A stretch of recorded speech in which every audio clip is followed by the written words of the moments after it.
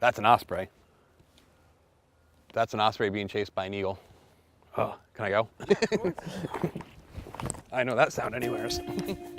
My name is Christopher Rao, and I specialize in photographing birds in flight and all forms of avian activity. Today we'll mostly be shooting in Old Saybrook, Connecticut. Along the way, I'll be sharing some great tips to help you capture distinctive bird images. One thing that's really important is spending a lot of time outside. Beautiful spot though, huh?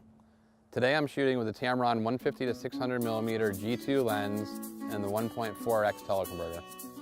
Sometimes 600mm just isn't enough, and Tamron's designed a 1.4x teleconverter. It allows your maximum focal length to be around 850mm. Right now I'm photographing a great blue heron.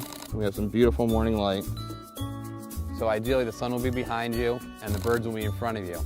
So a shot like this, what you want to do is get really low perspective and try to shoot it at eye level. Now, one of the great new features about this lens, since I spend so much time near the water and mud, is the new fluorine coating, which repels water and makes it much easier to clean. You may have noticed that I do not shoot with a tripod. I'm very, very mobile. I'm always on the go, and on any given day I'll hit 8 to 10 different spots. What I like to do when I'm shooting birds in flight is shoot at 1/2000th of a second. I generally shoot in manual mode with auto ISO. All right, he knows we're here. Now, one thing I also always do is whenever I get in my car, I check my settings to make sure I'm actually in manual mode at 2/1000th of a second. So if I'm driving along, I can jump out of my car and grab a shot without thinking about settings. These are European starlings, which are actually forming a murmuration. One of the things that's very important for success is observing how the birds behave on a daily basis. So in this particular image, I actually used a slower shutter speed around 1/1000th of a second because I wanted to stop down to get more of the birds in focus. And I found with the panning mode and VC mode 2 that it helped really keep all the birds sharp as they flew. Lens is incredible.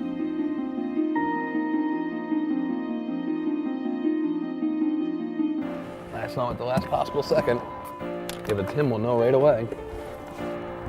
George, we've been looking for you. This is a hawk I've been photographing the past year and a half.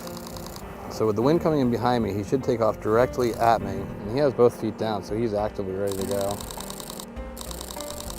One of the reasons I can get consistently great images is because I get to shoot every day. The more you practice, the better you'll get at birds in flight. I'm out here 30 hours a week and I practice all the time. It's on.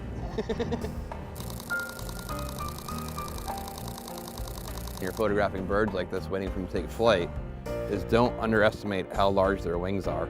A lot of times you'll be wanting to zoom in at 600mm and get them nice and tight sitting there, but as soon as they take off, the wings are going to be out of the frame.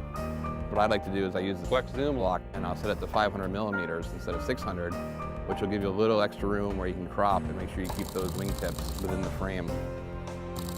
This lens is amazing. Right now this hawk is actively hunting, so he has both talons on the branch so he can go at any second. You may think that you have to travel the world to find all these great birds. The truth of the matter is you can find so many of these birds in your own backyard.